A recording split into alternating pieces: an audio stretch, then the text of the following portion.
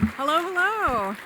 Hi, welcome to the Women of Marvel panel. This room is so full. It's awesome. My heart is so full. Thank you for being here. Oops. Now it's on. Okay, there we go.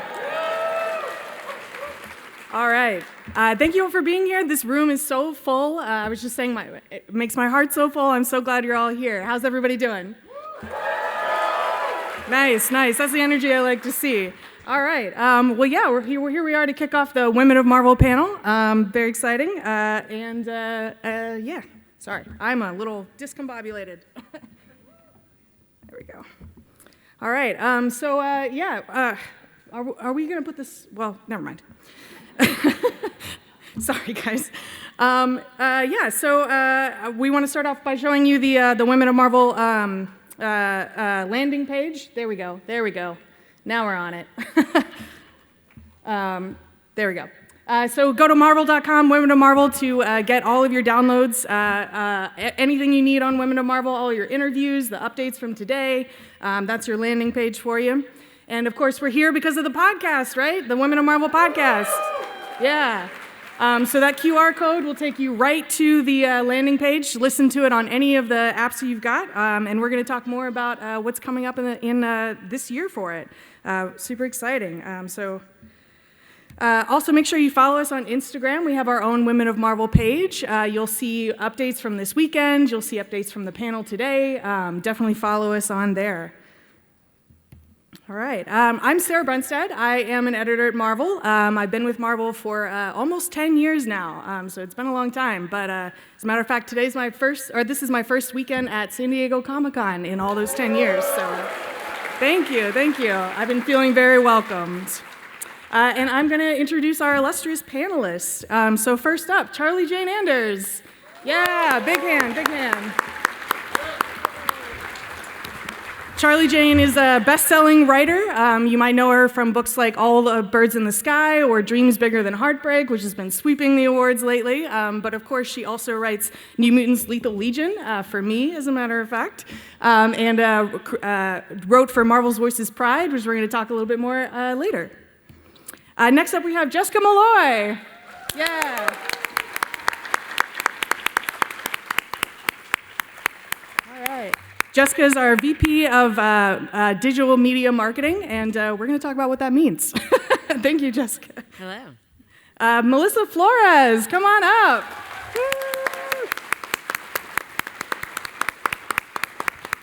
Melissa is a powerhouse writer, one of the creative voices behind the Power Rangers franchise, and of course wrote a story for Women of Marvel, and might be doing some more stuff. We're going to talk about that in a little bit.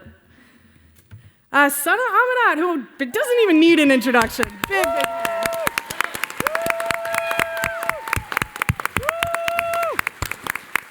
As you all know, Sana is one of the co-founders of Women of Marvel, and it is super cool to have her back here on the panel as a guest. Thank you all for being here. This is a homecoming. I'm freaking stoked. Yeah. You guys, I want so much energy in this room because I'm back. This is my homecoming. It's slightly better than Spider-Man homecoming, obviously. Obviously. All right. And later today, we're going to have Jody Houser joining us. She's actually running from another panel, so we're going to talk more about Jody a little later. Yeah, Jody. Yeah.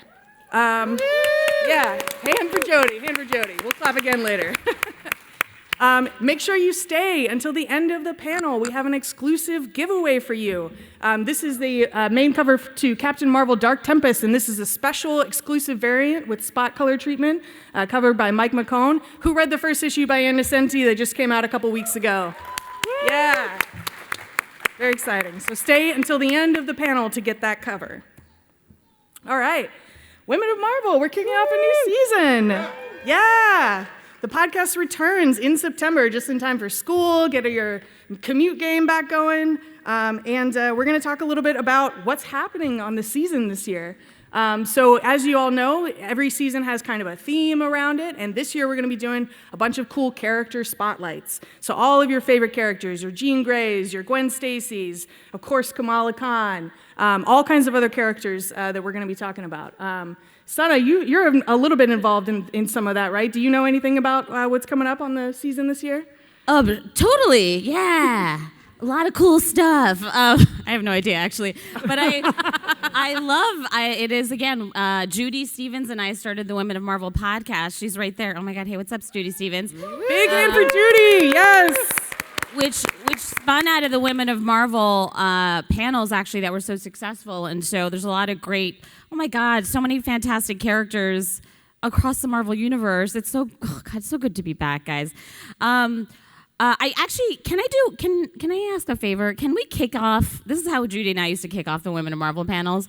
We used to ask people, specifically women and non-binary folks, to stand up if you are interested in writing comics, in writing TV, or working in the industry. I'd like you guys just to kind of stand up if you can. I know there's people out here working in this. Yeah, stand up, please. We see you. Woo! Awesome. Yeah, and look around. No, stay standing. And I just want you to look around. These people are going to be your allies, your collaborators, or co-conspirators. Rely on them, get to know them. Get to know everyone in this room, I would say. After this panel, go out and network and talk to each other. See what you can make together. See who you can talk to together. It is a really powerful room, and that's why I love kicking it off this way, because you guys are literally the next generation. So give yourselves a round of applause. Thank you, Sana.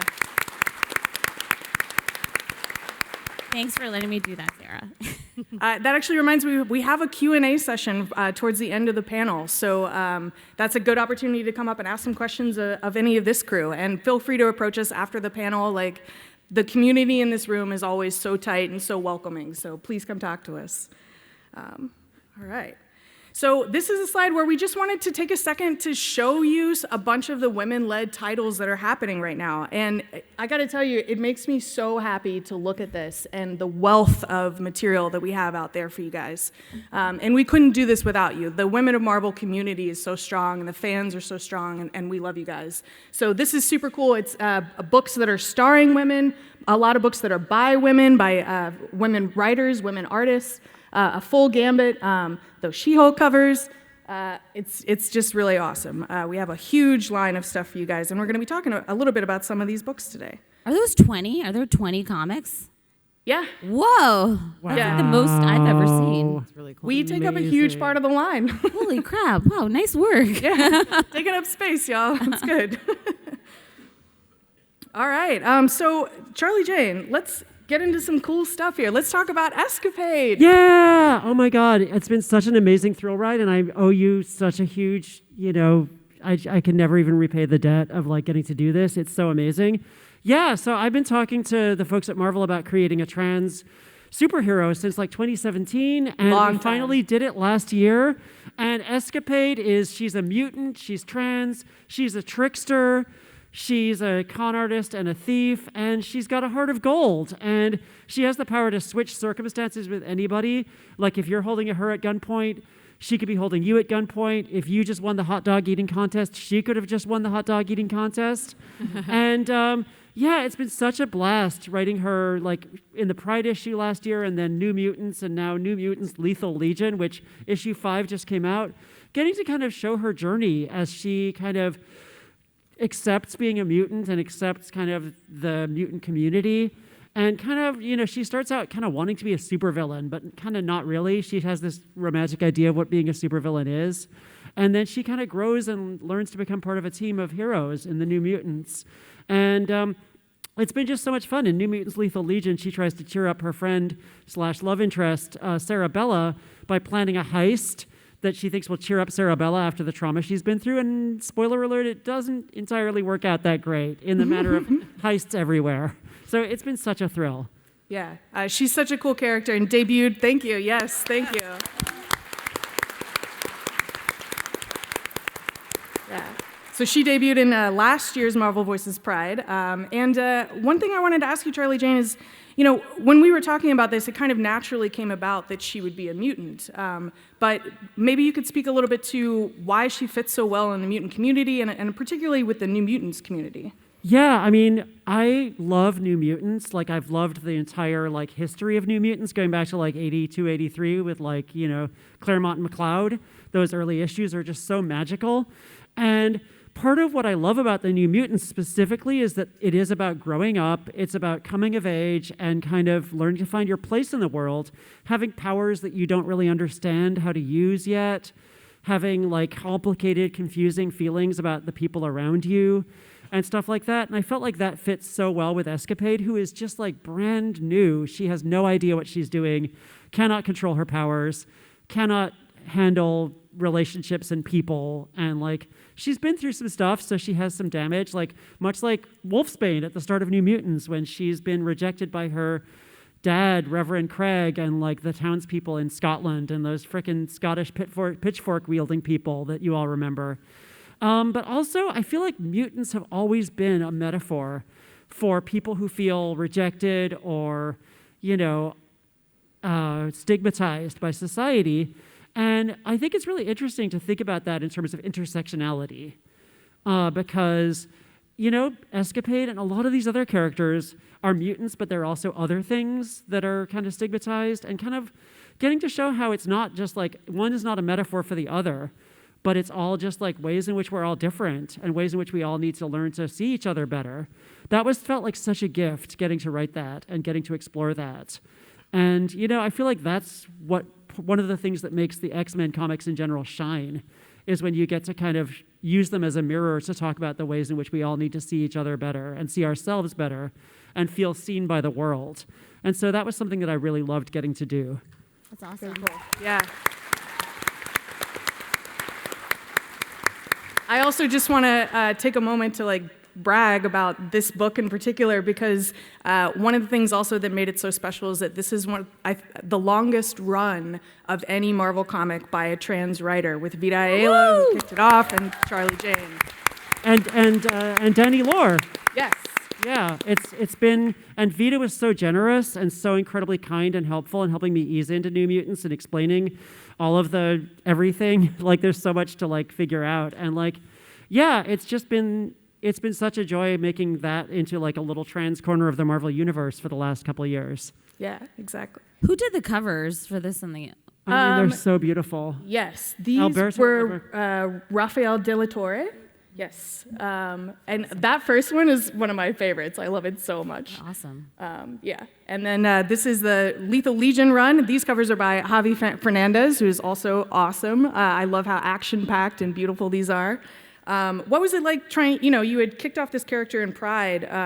What was it like then launching a series and trying to figure out how to make it new reader friendly?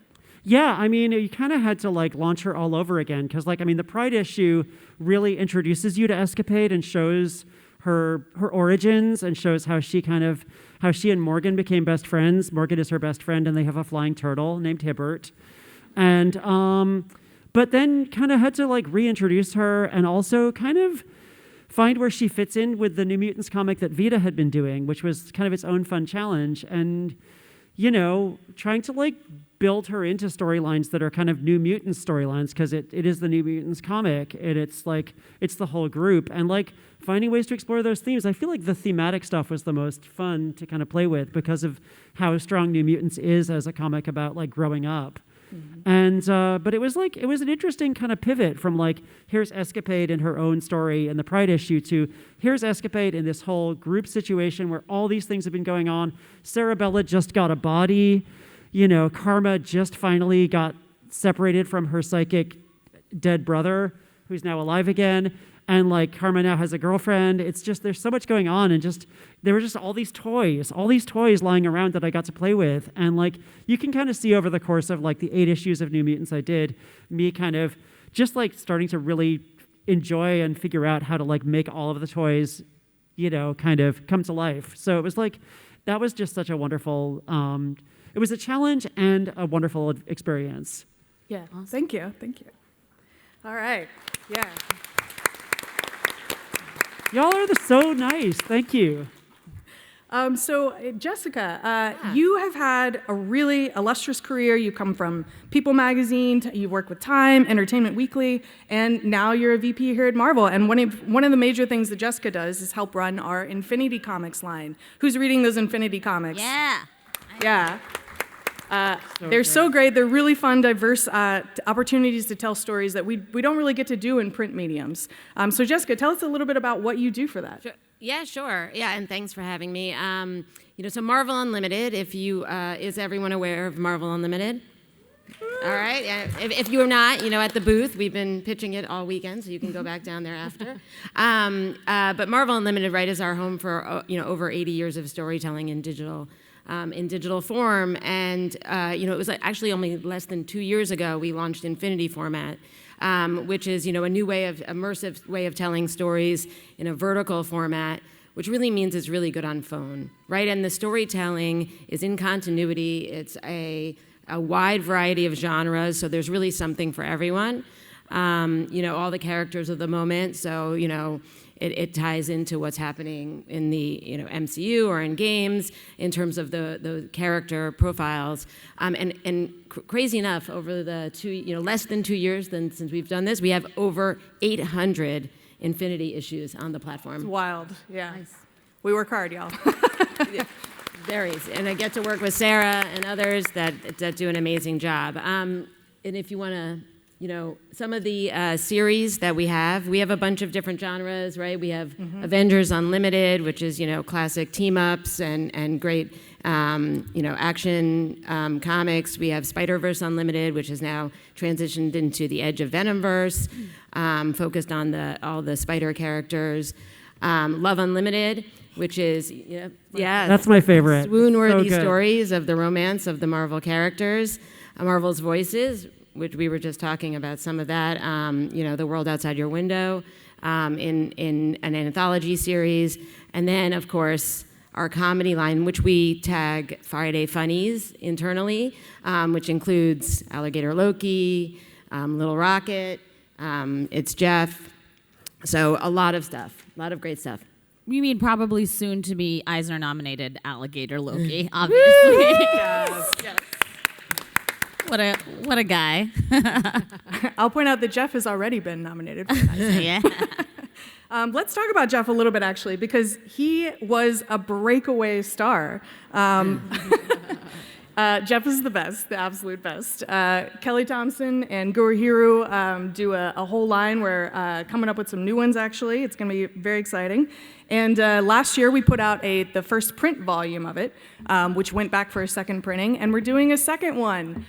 So we're collecting them now in print, very exciting. And yeah, do you want to talk a little bit about the growth of Jeff and how you got to see that?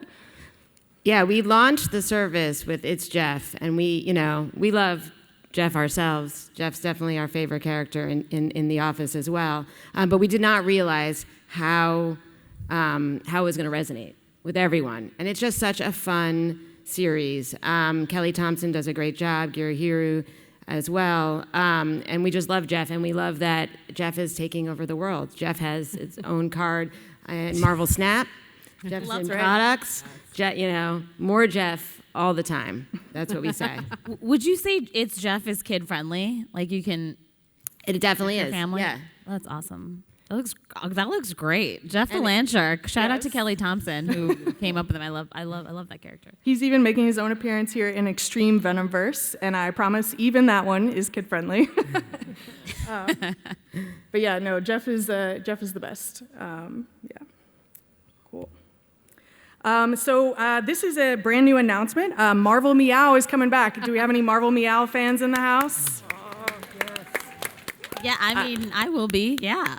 I love this comic. Of course, those who know, it follows the adventures of Chewie, Carol Danvers' cat, and the other various animals in the Marvel Universe. And just like It's Jeff, this is another one it's great for everyone. I love it. It's hilarious. I read every issue that comes out, but it's also perfect for sitting with your kid and introducing them to comics and the world. So it's really great. And Now Fuji is the artist on that, the artist and writer, full creator. You probably have seen some of her covers. She's adorable. So that one is coming out this year. Very exciting. July 28th coming up. So make sure you've got the app, download it, get your subscription. Y'all, Marvel Unlimited is the best deal in comics. It's $10 a month and you get so much content. So please do it. Save yourself. Here's some of the awesome art that we're going to see there. Oh my God. Yeah. Oh, so good. So good. I hadn't seen that art yet, so that was really adorable. Awesome. So yeah, now, and we've got also new arcs of Love Unlimited coming up and Avengers Unlimited. Preeti Chibber and Carola Borelli are coming up with a Gambit and Rogue story. Got any Gambit and Rogue fans in the house? Woo! Yeah. Our favorite married couple. Ugh, I love their whole relationship, their wedding. I'll tell you guys, we were in a Marvel Summit once where the wedding got pitched, and it was one of the most exciting times ever. Everyone in the room was just such a fan, was like, yes, we have to do it. Let's do it. It's time. So we're going to have a new arc with them. And actually, Preeti and Carola are both Women of Marvel old hats, veterans. Carola actually just debuted in last year's Women of Marvel and is now going on to draw this. So this program really works. It pulls people into the line. It's really cool. And then Kalinda Vasquez, who you might know from her America Chavez series, Born in the USA. It was a great book. Yes, thank you. With Alba Glez and Walden Wong. And Alba Glez has also done some work for Women of Marvel and for Marvel's Voices. So these are really upcoming talent. Very exciting. And that's going to be August 3rd and August 8th. So again, coming up on the app. And these update weekly, y'all, so it's a constant download of content. Jody Houser, everyone. Hey, Jody!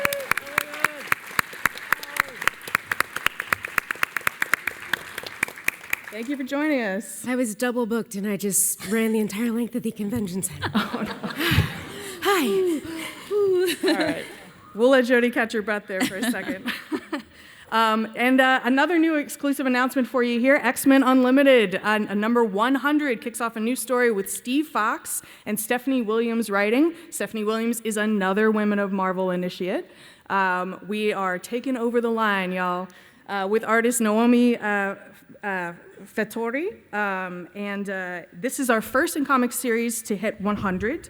And it's going to star the nominees of the X Vote from earlier this year and take place around the Hellfire Gala, which, of course, we know that the Hellfire Gala one-shot is coming out next Wednesday. It's going to change the whole X-Men line. You got to pick up that issue. And this is going to tie right into it. And now we can get to Echo, another announcement. Melissa, yeah. Gosh, finally talk about it. Yes, finally. So we run a Marvel's Voices line, and every few arcs we have some new creative teams. And Melissa is now going to be kicking off a story with Echo from the Daredevil series, of course we know, and Indigenous artist Kyle Charles. So yeah, tell us a little bit about what we can expect. I absolutely adore Echo. I love everything about that character, and it was such an honor to be brought on board and do this. This is basically a story that takes Echo back to the res, but not the adventure you think she has. She reconnects with a character we met in the incredible arc of Echo Phoenix Song. Does anybody read that arc, that trade? Beautiful. Yeah, Rebecca Roanhorse. So we meet River again, and River needs her help, and she comes back to the res and gets sucked back into an adventure in his mind, and we get to delve a little bit more into her past, as well as meet a new character who I hope everybody will really love. I got to read the first issue the other day, and it's fantastic. Thank you so much. And we're going to show off a little bit of preview art here. Ooh. Yeah, looking really good. Oh, it's beautiful. Yeah, it was such a blast to be able to write for the Infinity Comic format, because you're not thinking of page turns, you're thinking of scrolls, and to be able to give the amazing artists that opportunity, and for me to think outside the box was such an incredible challenge and so much fun. Yeah, exactly. That's a great point. So actually, when you were scripting this, like, how much of the scrolling was you dictating, like, Charles, try this, and how much of it was just him being like, let me You know, it was very little. Like, I come from TV, so I tend to be a little more descriptive than I think some artists would like. But definitely, I was thinking of the format, and there were opportunities that I made it very clear. So like the opening when she's, you see her jumping off of a tower in New York, and I tried to give opportunities, not direction, if that makes sense. Yeah, absolutely. Amazing. Very nice. Well, yeah, that's some beautiful stuff there. And we have another announcement for you here. I talked a little bit about Stephanie Williams earlier. So for those of you who read the Marvel Voices Pride issue from this year, you'll recognize this character in this art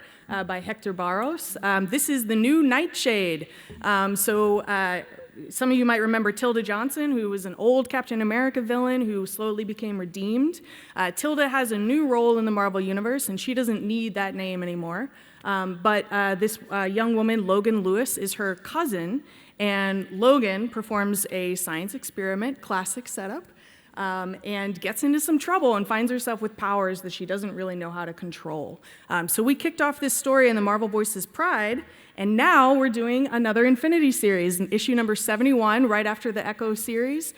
Stephanie and Hector will return to, do some new Nightshade stuff. And here's some preview art with colors by Andrew Dahlhaus, the same team from the Pride issue.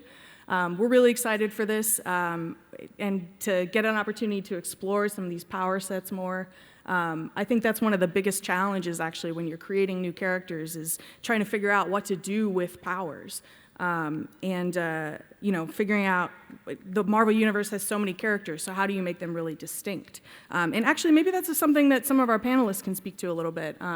Melissa, you've done a ton of character creation in all kinds of franchises. So what are some of the ways that you approach it when you're trying to debut someone new and make it unique? I think with any character, you just always try to find the flaw before you find anything else, because I think the flaw is what makes us human. So you really, you think about the character. Well, I think about the character, and I think about the problem that they're facing, what they want, and then what they actually need. And then the world they live in, and I think that informs the character and the journey. Yeah, absolutely. Very nice. Jody, you've done the same, and actually you've had an interesting challenge because you've worked in all kinds of franchises, Doctor Who, Star Trek, and of course Star Wars for us. So yeah, what are some of the ways that you approach it? I think perhaps the most fun way to approach it is, at least if you have an idea of what the situation or setting is going to be ahead of time, just think of the character who is like most ill-equipped to be in this situation, because they're going to have the most interesting challenges dealing with it.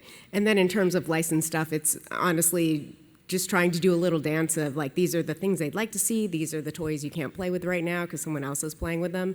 And honestly, like, I feel like the more restrictions that come into place, that gives you more freedom to be creative in other directions. So honestly, like, the more challenging it is, the more fun it is. Absolutely. All right. And here we go. We got another new announcement for you guys. Spider-Gwen on tour. Melissa, yeah. With these awesome covers by David Nakayama and Anid Balam, who drew New Mutants Lethal Legion. He is so good. He's so good. Yes, an extraordinary storyteller and so enthusiastic, a great So collaborative amazing. partner.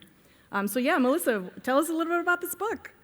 I am so excited about this one. This is Spider-Gwen in her home dimension, going on tour with the Mary Janes. And of course, things never work the way they're supposed to. They're going to go city by city. And I don't know how much I'm allowed to say, actually. But it's just so much fun. I mean, the thing I love about Spider-Gwen and Ghost Spider is that where she feels most at home is not her home dimension, and so when you stick her there and force her to interact with those characters around that world, you kind of bring out a really interesting Gwen. And that's what I really had a lot of fun with, of her just trying to connect with the Mary Janes and also the outside influences that affect the tour in a way that may make the Mary Janes very mad at her. That's awesome. And music is such a fun thing to play with in comics, too. The popularity of Spider-Punk, for example, I think shows us how hungry people are for that. I mean, I just love the sensibilities of a drummer, and I feel like we can just really get into that when we go on tour, and that kind of zen feeling that goes in when you go into your music, and it's going to be a lot of fun. I've never got an opportunity to explore music in a comic the way I'm able to with Spider-Gwen on tour, and I'm having a blast, and I'm so thankful for the opportunity. Yes, awesome. All right, and that's December, coming out in December, so keep an eye out for it. All right, let's talk about Ms. Marvel! Woo!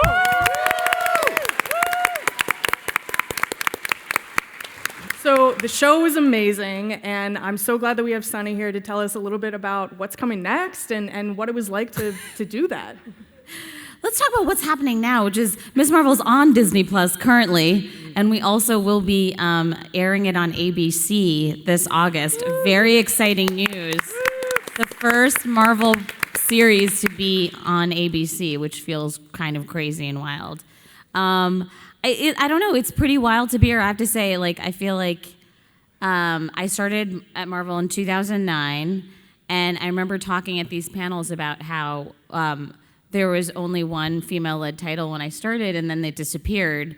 And now to come back, I left for the studios about 3.5 years ago, and now to come back and just kind of see all the amazing, incredible work that people have continued to do. Like, I'm just so happy to be on the stage with you guys.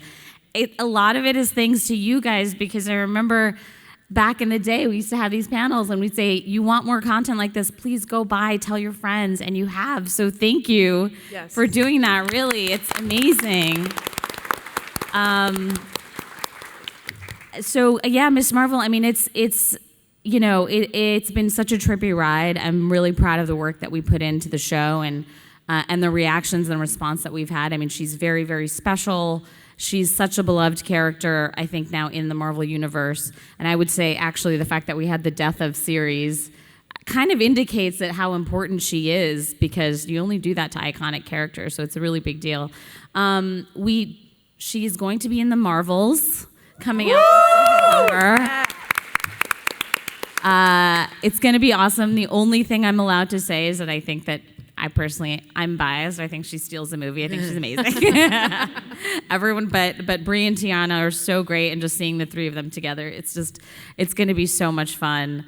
And you know, who's to say? You know, hopefully we'll have more Miss Marvel. You know, demand. You know, complain. I'm happy for you guys to complain to Kevin Feige if you want. Kevin, let's get a season 2. Yes! I really want it.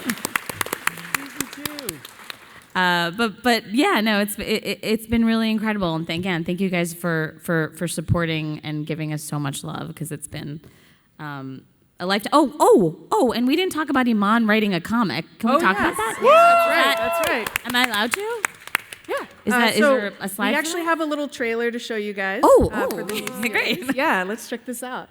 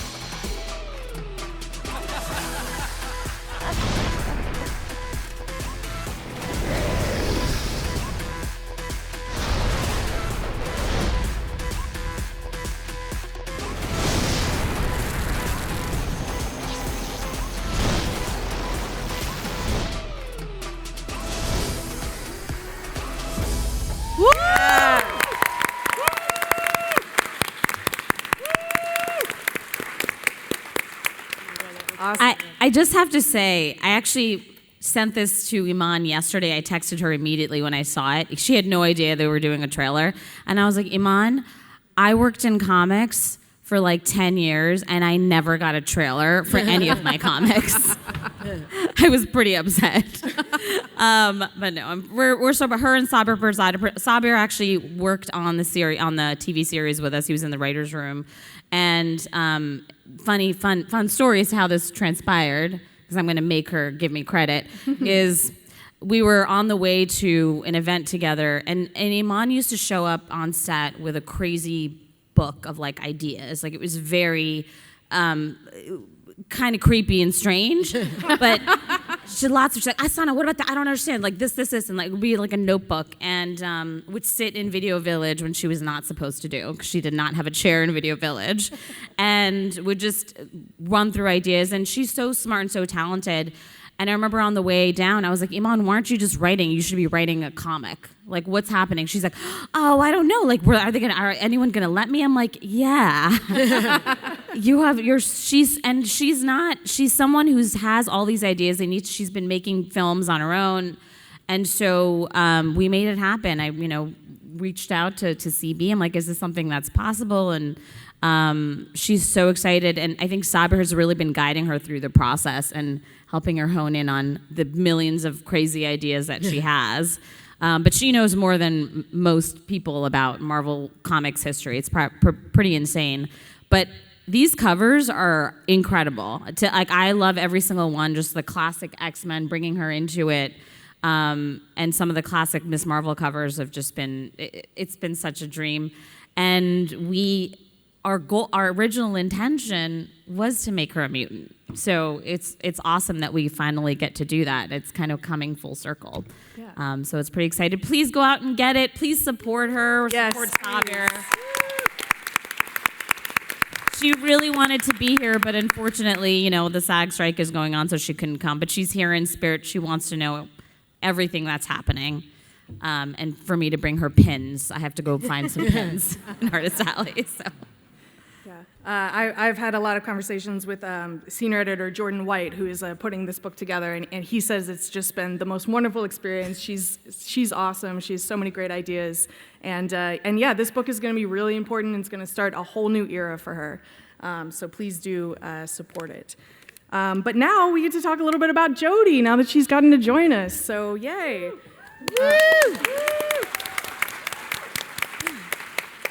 So Jody, I was saying, you've been around doing comics for a long time now. You've got quite a pedigree, done all kinds of different stuff, and this is some of your earliest Marvel work. What was it like coming in? You and I worked on that Black Widow series together. What was it like, in your earlier days coming into Marvel?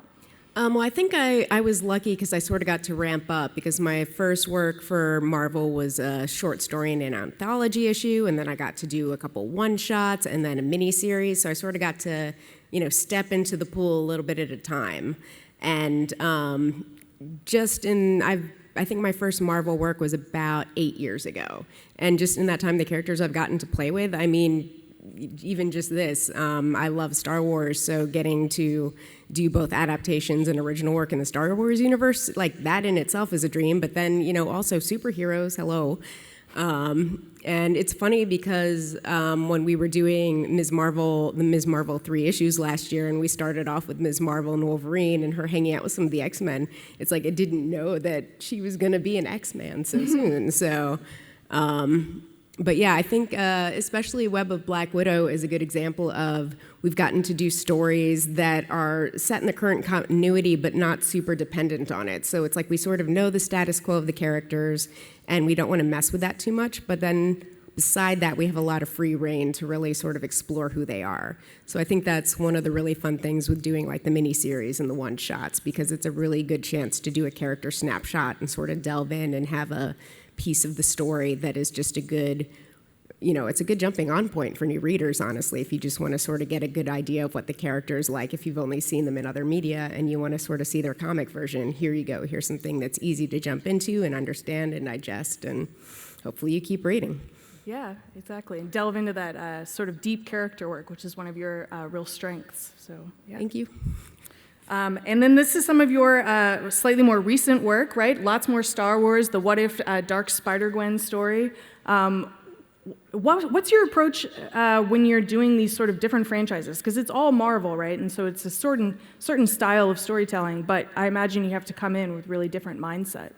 A little bit. The main thing with the licensed stuff like Star Wars is just knowing there's going to be sort of an extra layer of notes and approvals, and honestly, it becomes a logistics thing more than anything, and making sure the time window is big enough to allow for all that input.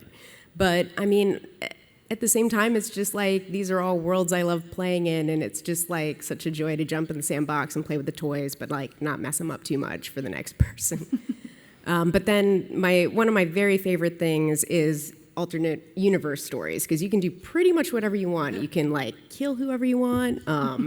So we love to do that. I worked on Spider-Man Renew Your Vows for a while, which is actually how I came to know Jerry Conway, and we're RPG buddies now, which is amazing and weird. But that's how I ended up working on the What If Spider-Gwen with him. And it's actually this month is the 50th anniversary of the night Gwen Stacy died. Wow. So getting to go back with Jerry and sort of revisit that event and do a totally different outcome for it. 50 years, and like after he's had this amazingly storied career, and Gwen Stacy has become known through these other incarnations, and just sort of getting to go back to this one and see how the events might have played out different if she had survived and Peter Parker instead had died, and where she goes from there. It was just really an honor to work with Jerry on this more than anything, I think. That's very cool, yeah.